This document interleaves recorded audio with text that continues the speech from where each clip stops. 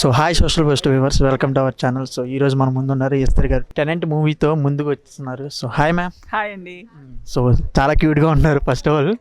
So ఏంటి ma'am, ఈ మూవీలో మొత్తం మీదే మెయిన్ లీడ్ ఇలా కనబడుతుంది, మొత్తం సస్పెన్స్ అంతా రివీల్ చేయడానికి. So yes, it's one of the key roles. అలా లేకపోతే నేను చేయను. సో డెఫినెట్లీ ఒక lead role, one of the strong characters in the film. నా క్యారెక్టర్ వల్ల కూడా చాలా రివీల్ అవుతూ ఉంటాయి, స్టోరీ ముందుకు వెళ్తూ ఉంటుంది. You can say it's the spine of the story అన్నట్టు. మీరు ఇంతకు ముందు ఐరావతం అని నేను ఒక సినిమా చేశాను, హాట్స్టార్లో అది ఉంది. సో అన్నిట్లో కూడా అలాగే క్యారెక్టర్ ఒక that character connects the whole film అనమాట. అలాంటి ఒక రోల్ నాకు చాలా నచ్చింది. ఏంటంటే ఇందులో నాకు ఇచ్చిన ఒక కొత్త లుక్, నా కోసం రాసిన ఒక కొత్త క్యారెక్టర్ రోల్ వినేటప్పుడు కూడా చాలా ఇష్టపడ్డాను. అండ్ అలాగే రోల్ ప్లే చేసేటప్పుడు అండ్ ఈరోజు స్క్రీన్ మీద చూసేటప్పుడు కూడా అంతే హ్యాపీ అవుతున్నాను. సో April 19th రాబోతుంది.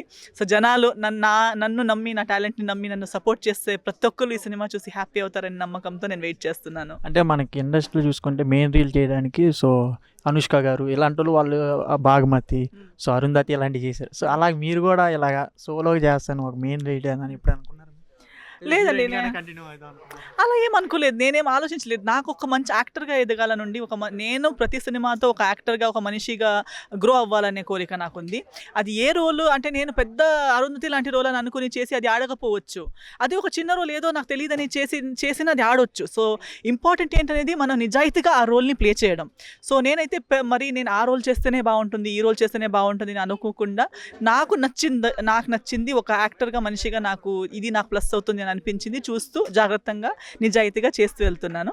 ఇంకా మా ఆడియన్స్ ఏమంటారు, ప్రేక్షక దేవుడులు అండ్ పైన కూర్చున్న దేవుడు చూసి దాన్ని బట్టి నాకు బ్లెస్ చేస్తారనే నమ్మకం.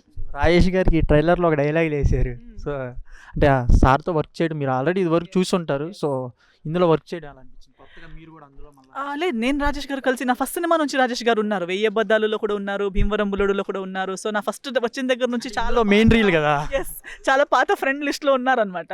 సో ఇన్ని సంవత్సరాల తర్వాత మళ్ళీ ఇలాంటి తన రోల్ కూడా వేరు, నా రోల్ కూడా ఒక వేరే రకమైన రోల్లో ప్లే చేయడం చాలా హ్యాపీ అనిపించింది. ఐ థింక్ తను కూడా చెప్పినట్టు to see that we are growing. పరిచయం ఉండటం ఒకటి, పరిచయం ఉండి ఇదే పరిచయాల్లో ఎన్నో మంది వెళ్ళిపోయారు, లేరు ఇప్పుడు ఇండస్ట్రీలో, లేదా యూనో మేబీ ఆ కనెక్షన్, ఆ పరిచయాలు ఇంకా ఇప్పుడు లేవు, మెమరీస్ మాత్రమే ఉన్నాయి. బట్ ఇలా రిలేషన్ కూడా అలాగే ఉండి, ఫ్రెండ్షిప్, వెల్ విషెస్, నేను ఎప్పుడు ఆయనకి మంచిది కోరుకుంటున్నాను, తను కూడా నాకు మంచి కోరుకుంటూ విడివిడిగా మనం ఇండివిజువల్గా మనం గ్రోత్ అయ్యి ఇంకో రోజు ఇన్ని సంవత్సరాల తర్వాత ఇలా కలవడం అండ్ ఇలాంటి ఒక సినిమా చేసి మళ్ళీ ఈ సినిమా కూడా ఇంత బాగా షేపప్ అవ్వడం very happy.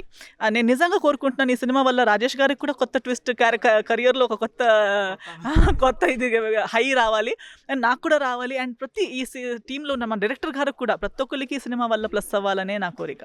All the best ma'am.